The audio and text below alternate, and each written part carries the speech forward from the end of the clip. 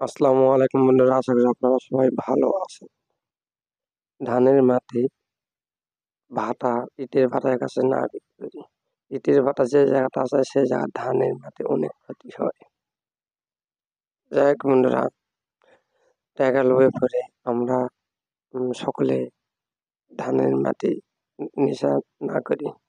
আগে মাটি ভালো থাকতো, সর্বোচ্চ 20-22 মণ ধান হতো। আর এখন মাটি নেশা করার পর 10-12 মণ হবে নাকি শূন্য। সবাই আমরা এক হয়ে যাই, টাকা লোভে পড়ে কেউ মাটির নেশা না করি। এই নেশা করলে নিজের যে কত ক্ষতি একবার ভাবে চিন্তে দেখেন। সে যার ধানও কম হবে, একটু বৃষ্টি হলে ধান ডুবে যাবে। অন্য এক মানে নিজে পায়ে নিজে কুড়াল মারা। যাই হোক বন্ধুরা, মাটি টাকা লোভে কেউ না বিক্রি করি। ভিডিওটি যদি ভালো লাগে একটা লাইক করবেন, শেয়ার বেশি করেন।